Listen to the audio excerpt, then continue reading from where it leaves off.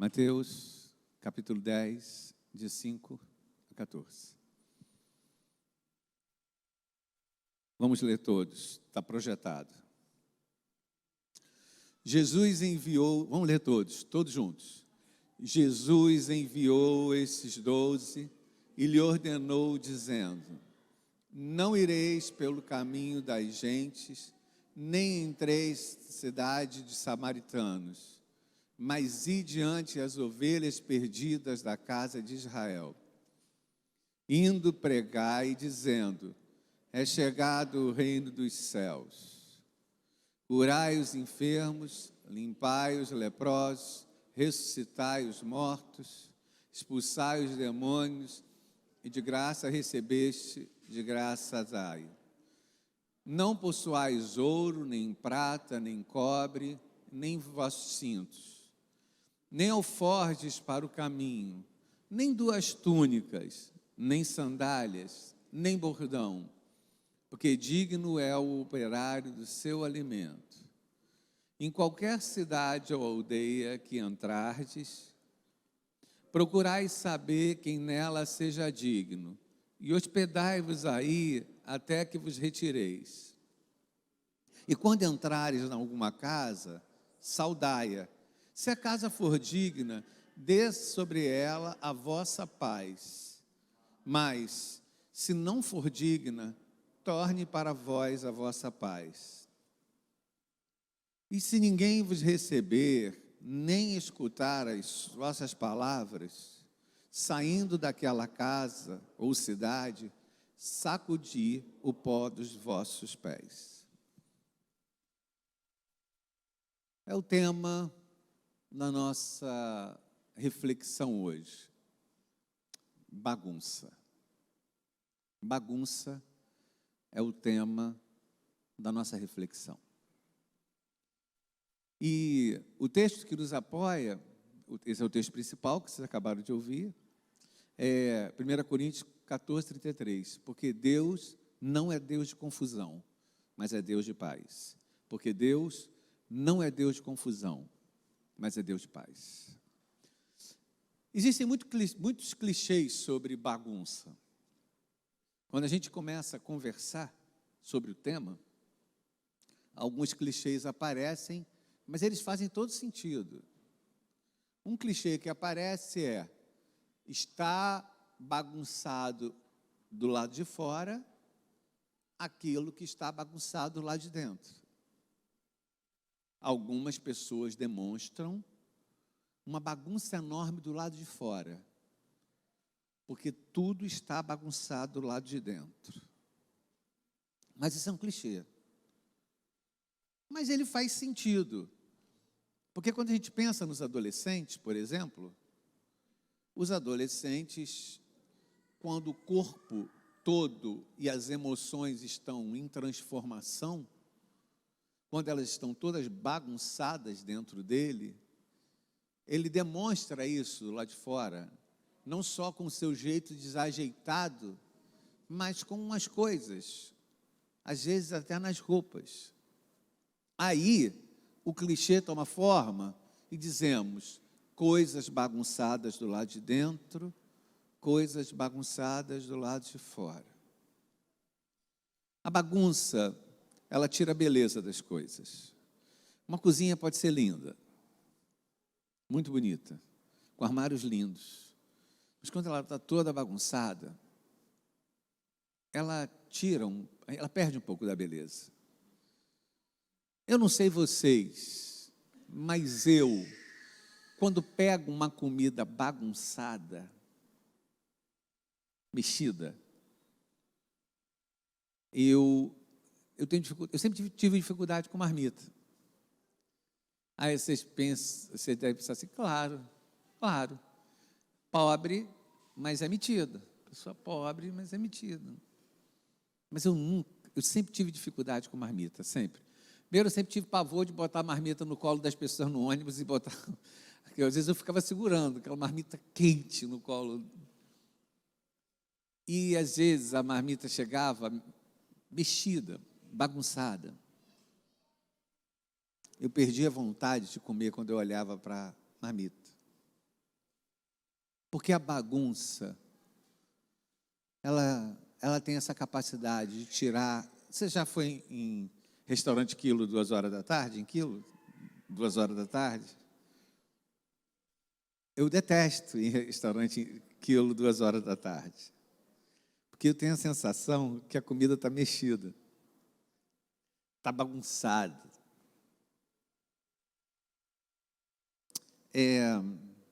Às vezes, a casa está uma bagunça. Às vezes, as emoções estão uma bagunça. Mas, às vezes, a própria vida está uma bagunça. Esse texto que a gente acabou de ler, você deve estar pensando assim, o que isso tem a ver com a missão dos 70? A missão era, vocês vão de 2 em 2 pelo caminho, mas vocês não vão evangelizar gentios, mas vocês não vão falar com samaritanos, mas vocês não vão nem entrar em casa de samaritano. E quando entrar numa casa, você deseja paz, e se não receber, a paz torna para você, e se não te tratarem bem ou não acolherem você dentro de casa, bata a poeira dos seus pés. O que isso tem a ver com bagunça? Na verdade, isso tem a ver com método. A falta do método, às vezes, traz bagunça para a vida de algumas pessoas que decidem ter projetos. A falta da metodologia, a falta dos critérios, faz que aquela pessoa que queria ter projetos não tenha bons resultados, por falta de métodos. E eles não estavam prontos para evangelizar os gentios e nem prontos para evangelizar nenhum tipo de gentio, quiçá os samaritanos, que havia rivalidade entre eles. Então, o Senhor deu um método, vocês vão para Jerusalém. Em Jerusalém, vocês vão evangelizar lá, primeiros da casa de Israel. Mas tudo me soa mal. Isso me soa mal porque no fundo, é esquisito dizer, se você encontrar alguém gentio pelo caminho, não evangeliza. Se você encontrar algum samaritano pelo caminho, não fala com ele. Vão pregar em Jerusalém. Isso soa esquisito, gente. Vou começar a aplicar para a sua vida. Jesus está dizendo para eles o que fazer. E está trazendo para dentro do aprendizado deles, que estão no início do ministério, uma coisa: o não. Vocês não podem fazer isso e vocês farão aquilo. O não é trazido como uma estratégia para dentro da vida dos discípulos, nesse momento. E quer saber uma coisa? O não tem que ser trazido para a nossa vida, porque a nossa dificuldade de dizer não, às vezes faz com que as coisas virem uma bagunça. A nossa dificuldade de receber nãos, às vezes faz com que as nossas emoções virem uma bagunça. Então, é muito interessante como ele arruma as coisas. Ele arruma as coisas, ensinando para eles a lidar com o não. A lidar quando alguém bater a porta na cara. Se alguém não receber vocês, tratar mal vocês, saia e bata a poeira dos seus pés. Ele ensina a lidar com o não. Não deixe que as emoções baguncem o seu coração. Não deixe que ele está ensinando como eles vão aprender a lidar com a rejeição no caminho. como eles vão poder lidar com as dificuldades no caminho, como eles vão começar a lidar com as portas que se baterão na frente deles, como eles vão começar a lidar com os nãos que a vida dá. A gente tem emoções bagunçadas porque a gente tem dificuldade de lidar com os nãos que a vida nos dá. E eu quero dizer para você, a vida nos dá muitos nãos. Aliás, a vida nos enche de nãos. Eu quero resolver a bagunça que está na minha vida, mas eu começo por onde? Você começa pelo não.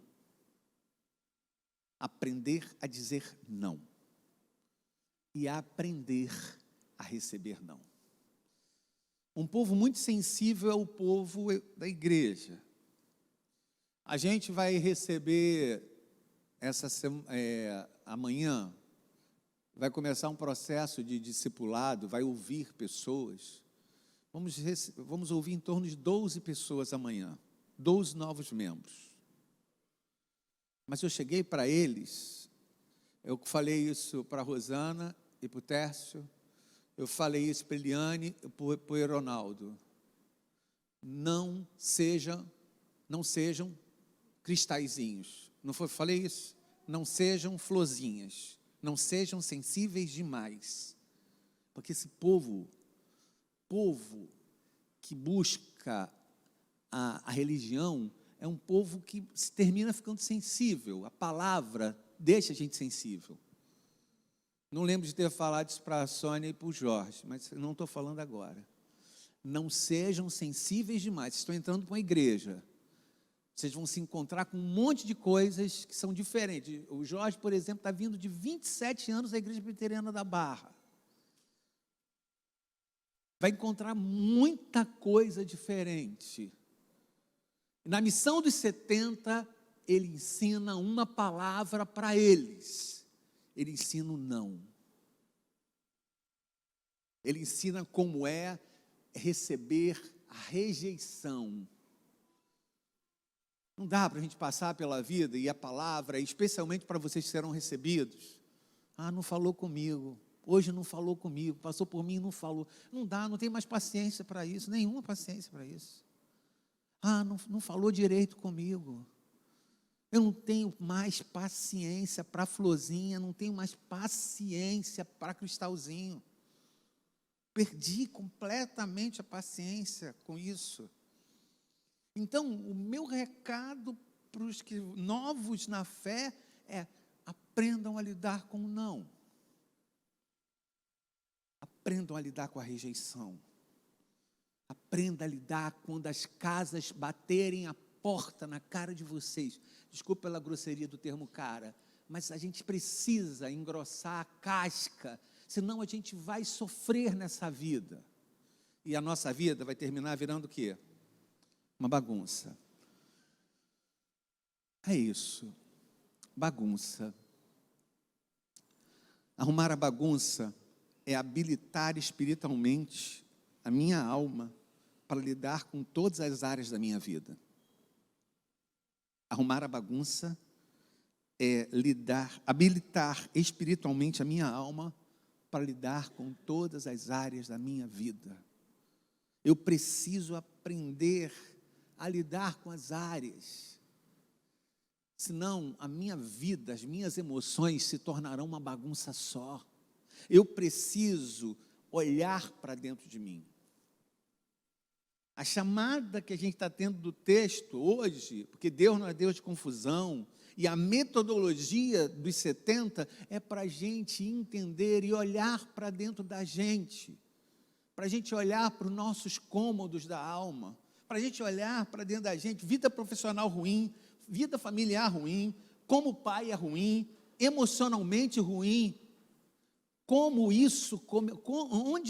que aconteceu para isso chegar onde chegou? O que aconteceu para que as coisas chegassem a esse ponto? Tudo ruim. E tem gente que convive com isso. Convive quando as coisas da alma estão ruins e não se ressentem e não param para arrumar a bagunça. Sabe como essas pessoas são chamadas? elas são chamadas de pato. Por que pato? Porque pato é um animal que não anda bem, não voa bem, não canta bem, não nada bem. Pato, ele é incompleto. Ele faz de tudo um pouco. Mas ele caminha pela vida com coisas absolutamente faltando. Um pato, na existência, é aquele que caminha pela vida com as áreas da alma completamente desarrumadas. Qual é o recado para nós? Eu preciso arrumar a bagunça. Eu preciso arrumar a minha bagunça. Eu preciso arrumar a bagunça. Mas para arrumar a bagunça, eu preciso entender aonde isso começou. Ou qual é a área da minha vida que está bagunçada. Ou mais, quais são as razões que fizeram que a minha vida ficasse tão bagunçada como está. Os personagens bíblicos, eles estão aí nos dando muitos ensinamentos, e a imperfeição dos personagens bíblicos é absolutamente proposital, para a gente poder se identificar e olhar para cada um deles e a gente se vê nesses personagens. Aonde começou a bagunça da minha vida? Talvez tenha começado com a minha precipitação. E eu não sei se vocês lembram quando eu preguei sobre precipitação. Precipitação em Abraão e Sara, precipitação em Moisés ao matar o egípcio, precipitação em Abraão e Sara que não conseguiram esperar o tempo da promessa, porque havia uma promessa para eles, a promessa de que ele seria pai de uma grande nação, mas o tempo foi urgindo, o tempo foi chegando, e a promessa não se cumpria. A Sara se coça com essa demora, Abraão se coça com essa demora, eles se angustiam com essa demora, e eles dizem assim: vamos usar Agar. E eles trazem Agar para a dança, e é uma tragédia a chegada de Agar. Precipitação. Sabe de onde vem a tua bagunça? Das suas precipitações. As precipitações como de Moisés, que levanta-se na defesa de um hebreu que está sendo surrado. Moisés se levanta na direção daquele hebreu e vai resolver a vida daquele hebreu, mas entenda que ao resolver a vida daquele hebreu, ele é tão precipitado que ele mata aquele hebreu. E a vida dele vira uma bagunça, porque ele tentou fazer justiça com as próprias mãos. Vou dar um recado para você. Se há uma coisa pior que a gente pode fazer como cristão nessa vida, é tentar fazer justiça com as próprias mãos. A pior coisa que tem é a gente se meter num processo e botando as próprias mãos para exercer uma justiça que é do Senhor. Precipitação. Precipitação. Uma outra coisa que é importante, outro motivo, de onde vem a minha bagunça? Talvez a minha bagunça venha da área do prazer. A gente, quando fala de prazer, pensa logo em sexo. Mas a área do prazer é a área que talvez bagunce muito a vida dos outros. Quando Adão e Eva se encontram com a serpente, ela oferece algo que é gostoso, prazer. E quando Davi olha do alto do seu castelo e vê Betseba tomando banho, ele é convidado, ele está recebendo as ordens do prazer. Ela vai se arrumar, porque ela vai para uma festa. Então ela desce o guarda-roupa todo, está numa pilha danada para ir para a festa. Ela desce tudo para escolher a roupa. Ela escolhe a roupa e o quarto fica todo bagunçado. Aí ela volta e a festa nem foi lá essas coisas. Não valeu a pena ter feito aquele movimento todo. E ela não tem força para arrumar o quarto que ela desarrumou em 5 minutos. Porque o prazer faz isso com a gente. O prazer ajuda a gente a desarrumar em poucos minutos aquilo que talvez a gente leve anos para colocar no lugar. E no caso de Davi, nunca mais foi para o lugar, porque a espada estará para sempre sobre a tua cabeça. Qual é o motivo da bagunça da tua vida? Talvez o motivo da bagunça da tua vida seja o prazer. O prazer que te dá força. Você sobe um carro na ladeira quando você está movido pelo prazer. Mas para resolver as coisas depois e botar as coisas no lugar, devolver as peças para dentro do guarda-roupa, leva tempo. Qual o motivo da bagunça da tua alma? Talvez seja prazer. Talvez ela tenha começado no prazer, ou talvez ela comece na ira. Aquela coisa de não me dá meus 5 minutos. Não me dá 5 minutos, senão eu... Sabe, você, em nome da ira, você faz igual Moisés, que bate na rocha, Wander, e não entra na terra prometida, porque se irou. Quantas portas você já não fechou por conta da sua ira? Quantas portas nessa vida você não fechou por causa da sua ira? Porque você achou que você tinha que fazer. Você achou que você tinha que se meter. Você achou que teria... Você sabe aquelas pessoas que se arvoram a se meter naquilo que elas não foram chamadas para se meter, e ainda entram em brigas. Estou falando de você. Ira. Ira. Quantas vezes a gente fere a rocha e perde algo muito maior por conta da nossa ira. Sabe aonde começou a tua bagunça? A bagunça da tua vida. Ira. Agora arca com o que você fez. Agora arca com aquilo que você fez. Não vai entrar na terra prometida. É isso, não vai entrar. Vai para o céu, vai estar com Deus, vai estar com os anjos, vai estar no paraíso, mas não vai entrar na terra prometida. A vida de Moisés ficou uma bagunça por conta da sua ira. Uma outra coisa que traz muita bagunça para a nossa vida é o sofrimento. Cara, o sofrimento mexe com a gente. O sofrimento bagunça a vida da gente. Um filho doente bagunça a vida da gente.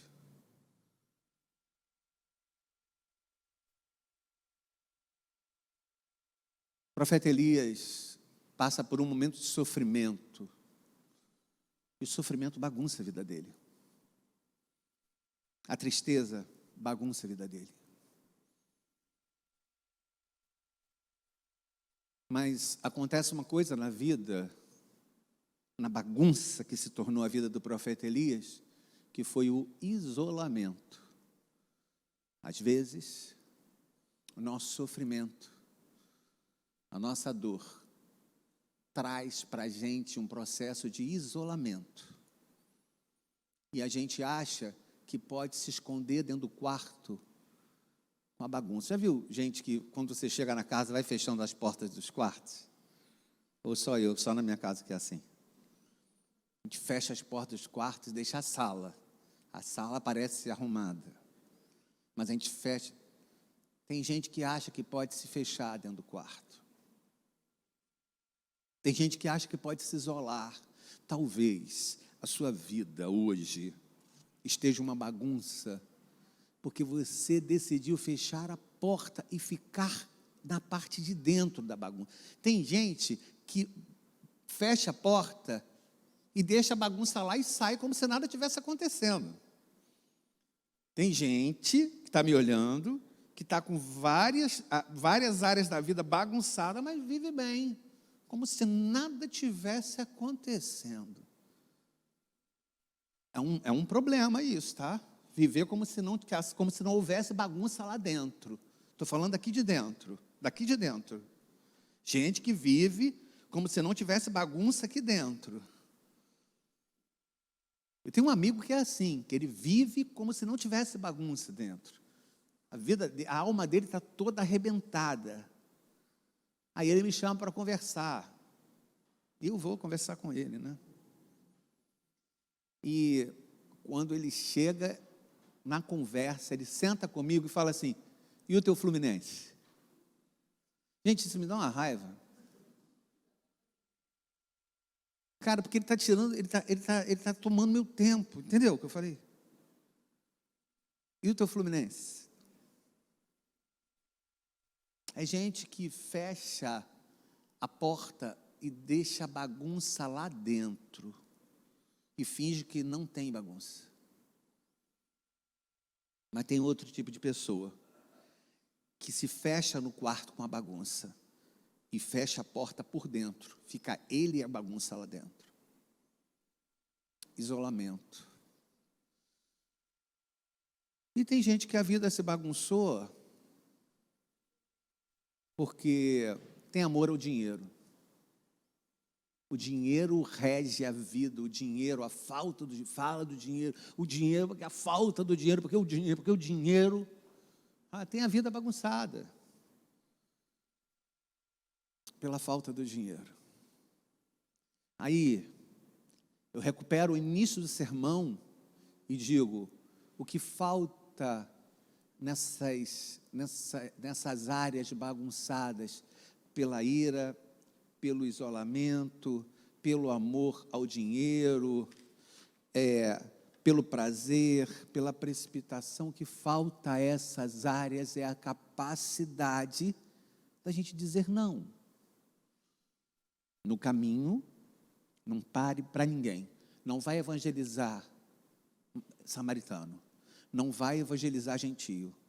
Vocês vão direto para Jerusalém. Falta método. Aliás, as pessoas, às vezes, você conhece uma pessoa que é assim, sem método, quando ela vai guardar o cartão. Vamos pensar agora no cartão da vacinação, que é um cartão importante, que a gente não pode deixar em qualquer lugar. No meio do caminho, ela pega um clipe que está no chão, ela limpa a mesa, que colocou um copo d'água e ficou marcado, ela vai e limpa, mas com o cartão na mão. Ela joga fora o extrato, ou joga fora aquela propaganda que veio quando ela abriu a caixinha do correio, isso tudo com o cartão na mão. E no final do trajeto, ela não sabe onde guardou o cartão. Sabe por quê? Porque quem não tem organização emocional se embaraça com questões secundárias. Eu vou repetir. Quem não tem organização emocional, quem não tem organização espiritual, se embaraça com questões secundárias.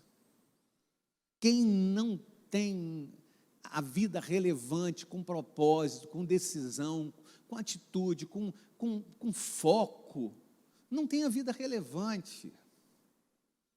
Eu vivo com um monte de gente que parece ter um controle remoto na mão. Vocês já viram gente que nasceu com controle remoto na mão? É assim, que fica mudando de canal o tempo todo. Sabe aquela pessoa que muda de canal o tempo todo? Que te dá até nervoso? Que não para na igreja. Não para, é gente que não para em lugar nenhum. Gente que troca de igreja o tempo todo.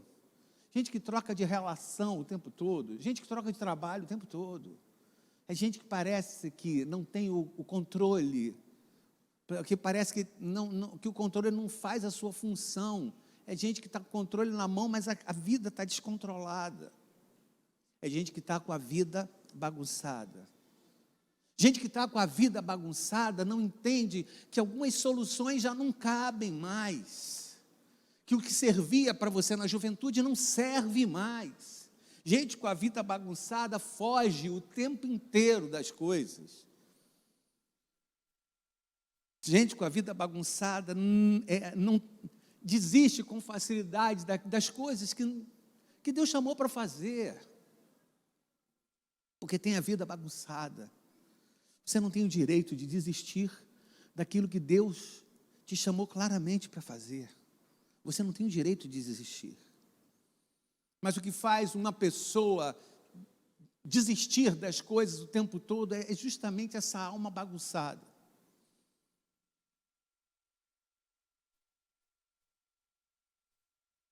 Guarde essa frase.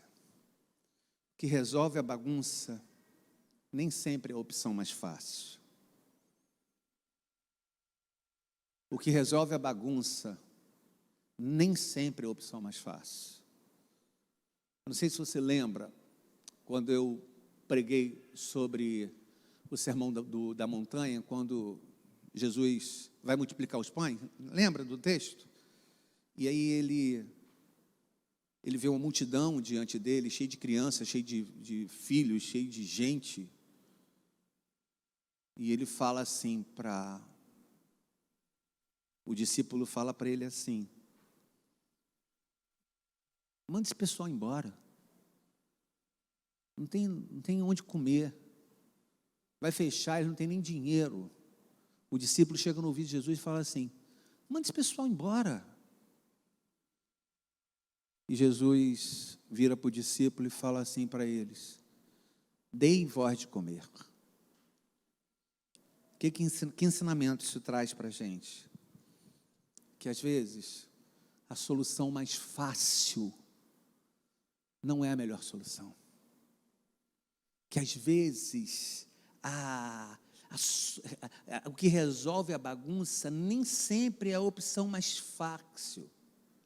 Algumas bagunças a gente vai ter que pegar um caminho mais longo, sim. A bagunça chega a um lugar que a gente tem que fazer escolhas mais complexas. Quero contar para você que a sua bagunça começou a afetar os outros. Quero dizer para você que a sua bagunça começou a afetar a sua família. Quero dizer que a sua bagunça começou a afetar as pessoas que estão dentro de casa. Então, chega de ser uma pessoa que justifica a bagunça. Que explica, sabe? Pessoas que explicam: olha, mas está assim por causa disso. Chega de explicar a bagunça. Chega de dar explicações, porque você é ótima em dar explicações sobre as suas bagunças. Chega de explicar a sua bagunça e traga fé para o seu caos. Chega, você consegue, duas coisas para você levar, que eu estou concluindo agora. Duas coisas para você levar. Você não vai conseguir resolver isso sozinho. E Deus não vai resolver isso sozinho para você. Vou repetir. Você não vai conseguir resolver isso sozinho. E Deus não vai resolver isso sozinho para você. Então Ele está dizendo para você que a gente vai ter que fazer isso junto. Deus está dizendo que seja qual a bagunça que tenha instalado na sua vida, seja na área financeira, seja na área profissional, seja na área sentimental, seja na área espiritual, a gente vai resolver isso juntos. Esse é o recado que Deus está dando para a gente nessa noite, porque Deus não é Deus de confusão. A realidade dos coríntios era uma realidade de confusão, e Deus não é Deus de confusão.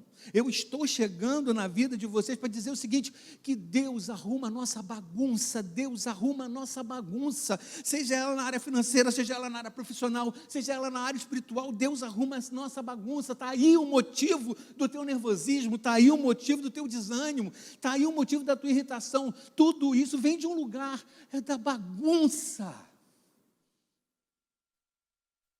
O recado para nós é que Deus arruma nossa bagunça.